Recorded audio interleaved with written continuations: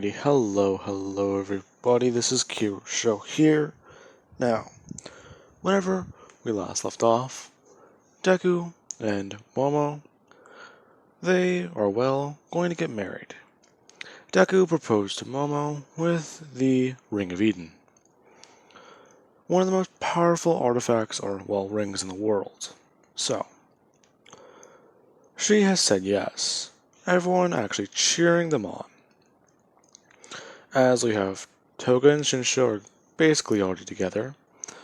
Toga kissed him, and these two are talking more. Ida and Ochako, they're actually, starting to actually get into a bit of things. Actually, at least scooting close together. And you have Bako and Kendo, still basically making out. Now, with that, we also did have a bit of a surprise guest. Someone watching the events. Along with that, let's pick up there. Now, the person who's been watching the events, they are moving in closer. She has always wondered about the architect. She's tried looking into it, and there are no quirks in her city that have anything to do with tech. Along with the fact that, anything she tried to piece together, basically the architect is using a phone. Or at least, a computer. Something stationary that he can move at least. Or has multiple setups for. Not just that, tonight when he revealed himself as Izuku Midoriya, there were no files left on that boy. Only a newspaper. Detailing his death. Anything after that, along with his quirk, was actually scrubbed.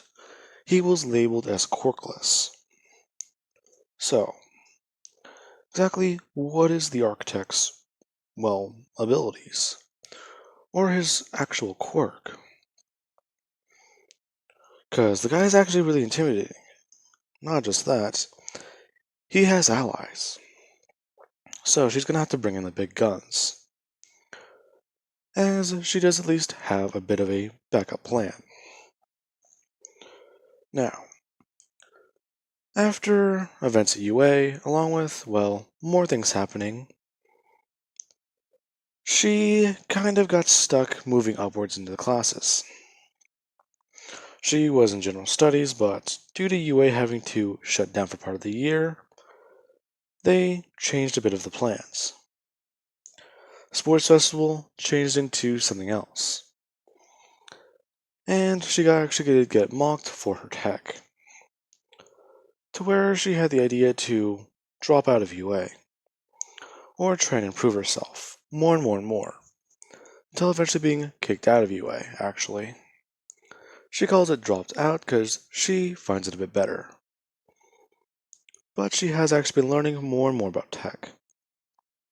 So, today she'll be testing out one thing, and getting answers from the architect himself. He doesn't have his gear, so she thinks that this will at least be easy. Now, she would move in, as she brings in the big guns. A mechanized suit. And yes, it is Mihatsume. Before anyone does ask. She would bring in this big suit, and Deku and everyone would somewhat find it a bit odd. They thought some trees were falling in the forest, and they are. Along with that, something is moving closer. Deku immediately reaching into his pocket and grabbing his phone, holding it in one hand as he brings his left hand up, and gets things ready. Momo immediately creating an RPG, and pointing it in that direction. Everyone else standing up. Kendo getting ready with her hands, holding one outwards, and, holding one outwards and actually getting things ready. Momo also does have full howling enabled. As soon as she launches it, she can basically jump forwards and protect her friends. With that being said, Momo would watch as Mei steps out of the forest in a giant suit.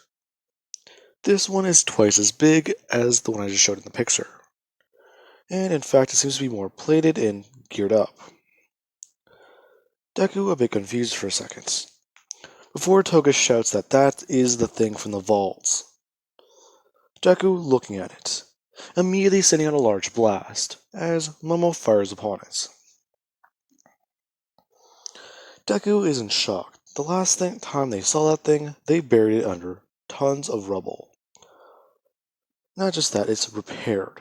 So, clearly, someone is after them. Todoroki shooting large amounts of ice and large amounts of fire directly at it. Momo just running forwards with full cowling. She turns herself from up to 40%, so around 100% of All Might's level, to roughly 60%, so partly above All Might. Or at least higher. 80% of Canon 1 for all, I want to at least say. Or 90% actually. And she was sent a large punch upwards, knocking it up into the air. The thing being sent flying. As she reaches out with the left hand. Black Whip forming in her, immediately just pulling it over, head and smashing it into the ground, and dragging it around. Deku a bit in shock. He thought that she was going to hide that for longer, so she's going to straight up reveal it now. Crap, they don't know about One for All. Deku at least knowing that Toru, Toga, and Tokoyami, they can be trusted with the secrets. However, well, they haven't tried explaining things to everyone else yet. They would find it to be a bit odd. So, I guess we're gonna have to talk to them later. Now, while that's happening, Toga would immediately copy Mina's quirk, and everyone would charge in, as Mei is still trying to get her bearings. Actually being able to grab Ida out of the air, as he was trying to fly upwards toward the cockpit, at a high speed, being able to immediately chuck him to the side as she tries to barrel through everyone. Mina's quirk tries to melt it, but that does not work. Her basically being grabbed and actually tossed aside, again, as Deku uses his quirk, immediately bringing his hand upwards and shutting it down, as he sends a large blast of fire directly at it. It being knocked over, Momo pulling its legs to the ground, and basically sliding it towards them, at a high speed. Her jumping onto it and immediately grabbing at it with her hands, and ripping off the top of the cockpit, as she pulls out Mei Hatsume. She immediately goes to stab her with a blade, but as soon as she starts to move her hand forward, people would just tell her to stop. Her confused, asking exactly what is it.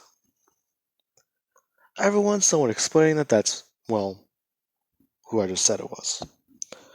And that she was a girl from the support department at UA. Them all a bit more confused.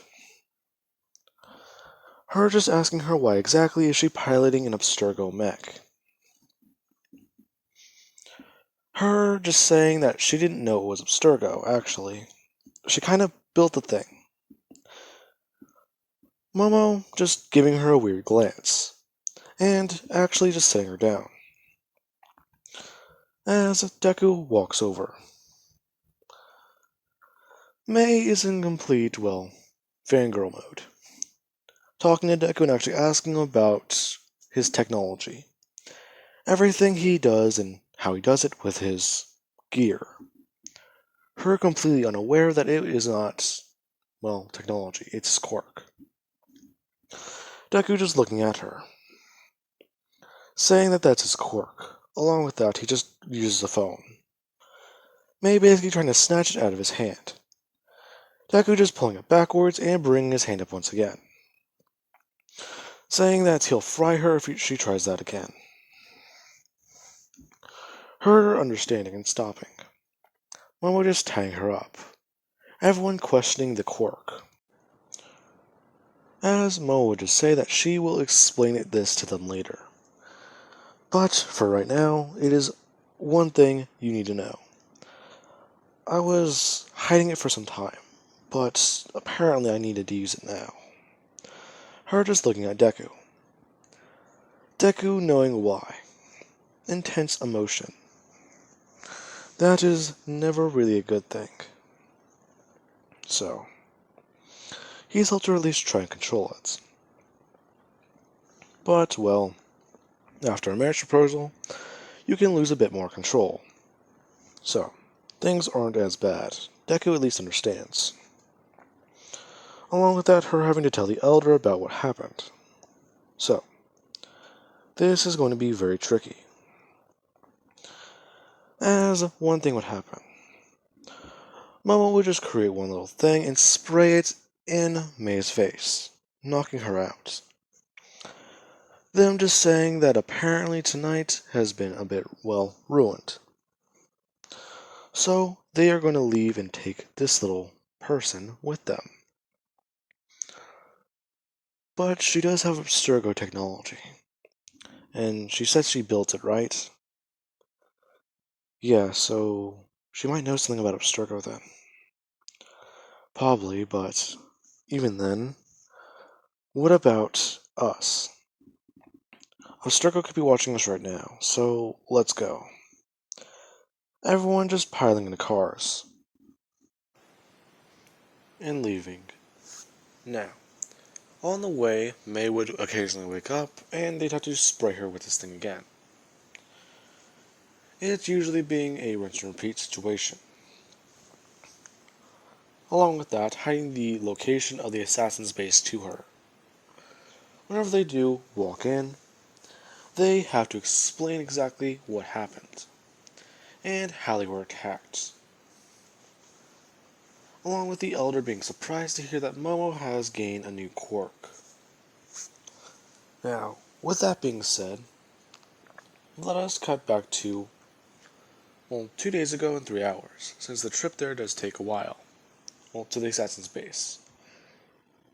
All Might, he is watching the news. And he's actually a bit shocked to see that, well, the young boy he's talked to last year, with his new successor, is in fact the vigilante. Realizing that his successor is getting caught up in all of this. He has been trying to find her, get in contact with her, and she's been off the grid. In fact, she doesn't even talk to her father anymore. Now, with that being said, Deku, or no, not Deku, Aizawa does find this a bit suspicious. The boy knows All Might's secret identity, but he didn't reveal it. So, this is confusing. Now, this is the next day. They would all be talking, as you have Aizawa, all the teachers, and Principal Nezu. They are going over a bit of things, and talking about Midoriya. Explaining that apparently the young man, he knows about All Might's quirk. Not only that, but he is not the successor. It is actually Momo Yaoyorozu. So, along with that, they have not revealed the secret to the public. That All Might has a weak form. They could have revealed it a long time ago, but they did not. Then again, I would call them heroes. But that broadcast last night somewhat proves otherwise. Along with that, the figures that were with him, I am fairly certain that one of them was Miss Yaoyorozu. So, I'm sorry to say, All Might, but your quirk has fallen into the wrong hands. All Might a bit annoyed, and still trying to guess what happened. How? Well, the boy explained himself. But even then, the corporation, they are falling apart. After that broadcast, multiple people, thousands upon thousands of their associates and, well, competitors or business partners, all called up Sturgo, breaking off their bonds. Abstergo is basically running off of their own technical prowess and what they can do to keep themselves afloat. Basically, they are on a sinking ship, and someone is about to blow a hole in the side, making their problem a lot worse. Along with that, Fancy, he is actually out of country, as it is stated on the news. So he is not able to get a public head on all of this. Now, with that being said, let us cut back over to the assassins and exactly what is going on with May. Let's skip to a full week later. After the explanation, exactly what happened, and well, why she has Abstergo tech.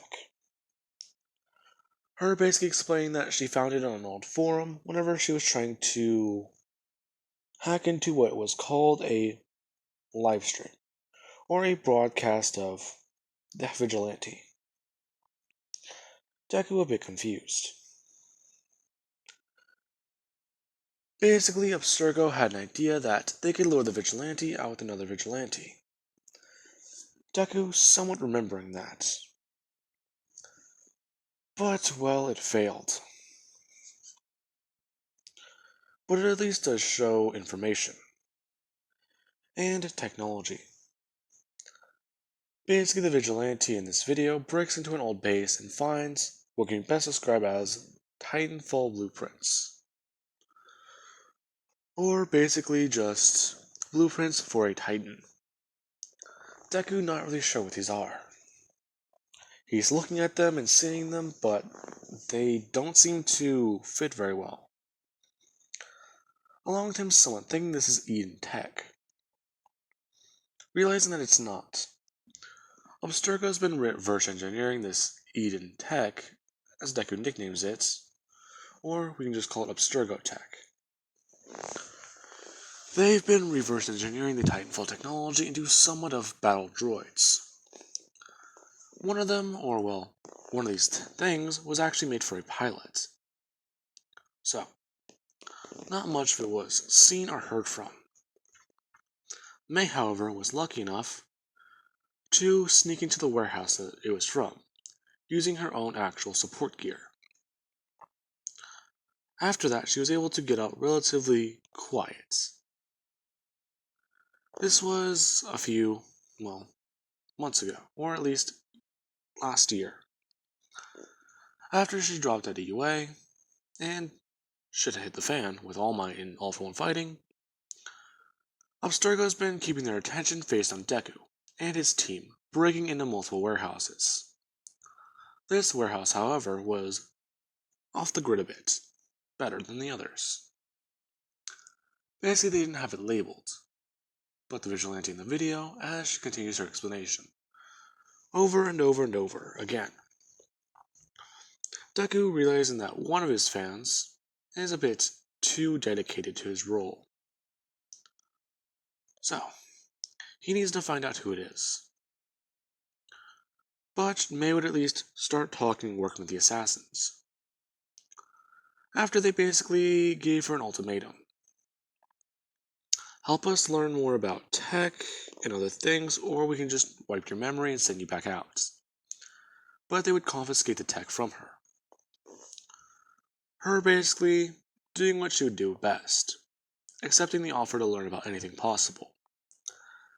Actually being introduced to the Apple of Eden, this giant door that's, well, completely alien looking to her, along with Deku basically showing off the abilities he has. Basically non-quirk style abilities, which really do impress her. Her basically taking a lab, after they take her to a bit of a jail cell, that she converts into a lab. But she's not really complaining, as long as they give her what she needs, and technology. She could be here for months, probably even years. But hey, she is at least given free access to the facility with a guard, until they do trust her a bit better. Being able to study Eden Tech from afar. Now, With that being said, everyone will wake up today. Today is roughly around 7 to 8 in the morning. Deku getting ready, as he actually does roll over in bed and sees Momo, actually wrapping his arm around her, and giving her a bit of a peck on the cheek, telling her that it's time to wake up. Her basically just rolling over and holding up her hand. Deku just staring at it, telling her that he's kinda sorry to ruin the, experience, but he actually does need to take that off of her hands for a while. Her being, a little bit sour about it, making a face. Deku basically just saying that he'll get her a better ring. Her somewhat laughing and smirking a bit, saying that she actually prefers this one. I don't know a lot of rings that can block gunfire, and are made from ancient technology. Touche. The two basically getting a bit ready for the day. Deku putting on a shirt and jeans, Momo actually getting ready for training. Now, with that, Deku would head to Mei's cell. The two basically talking and having a bit of conversations. Mei focusing on a bit of a side project he has to keep her mind occupied, and doing calculations and other things whenever she wakes up, after sleeping for roughly about probably 2 or 3 hours a day. Usually Shinsho being forced or at least told to order her to sleep. Now, with that, she is actually a bit dumbfounded and confused. The Eden Tech, she's hit a roadblock. Not really sure where to go. The last time she hit a roadblock like this, she discovered the mech technology. That being the only thing that stumped her, because of how advanced it was. Her actually asking a question about it.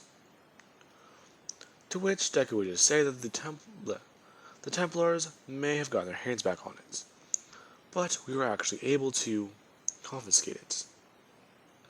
But you said you built the thing, correct? Yeah, I did. I took it apart and modified it and rebuilt it. I actually had a lot more weapon systems. Oh. Good to know. So, what else is on it? As Deku basically is looking through the symbols. The room basically being covered in the golden aura around them. Her basically just explaining more and more about it. Deku finding these to be simple things. Eventually, the minutes turn to hours, and the hours nearly turn into a full day. Deku basically being super exhausted, along with still trying to uncover secrets about this. He's been trying to do it on his own, but Juno still does insist that she can help. Deku does understand, but she's taught him quite a lot. He wants to try doing things on his own for a minute. Along with that, he is actually becoming a bit more stable. In his entire life, he's never felt this way. He has everything together. He has his mom, a family, and, a beautiful wife. Things are actually looking up for Midoriya. And he is ready for anything. Now, this is actually a good thought. He is actually a bit excited and fired up, wanting to go on their next mission. As he actually is told that a high-value target will be meeting with a man. Deku and his team getting ready. Seeing one thing. This high-value target is actually someone Deku's, seen before. They are a high-ranking Templar, or at least Fancy. Fancy is meeting with a member of the Yakuza. So, exactly what is going on and exactly what will happen with Fancy. Deku at least smirking. He is finally gonna kill the man responsible for ruining his life. In fact, after this, he thinks he should hold a wedding. The assassins may not approve of it very much, but they do at least allow it, giving their members freedom and allowing them to do as some of them please, only having to follow certain rules and tradition. But Deku's already broken a lot of those rules and a lot of those traditions. He barely follows the creed, and whenever he has a lead on something and immediately acts on it, usually he does something good. So they are at least going to permit him to do this. Along with that, Deku would have handed the ring back to Momo at the end of their day. And, well, get ready for the next. As they all do gear up, they are going after one target that has pissed Deku off far too much. So, Deku is going to enjoy this far, far more than he should. Now, with that being said, I do hope you guys enjoyed the video, and have an amazing day. I'll catch you guys in the next part.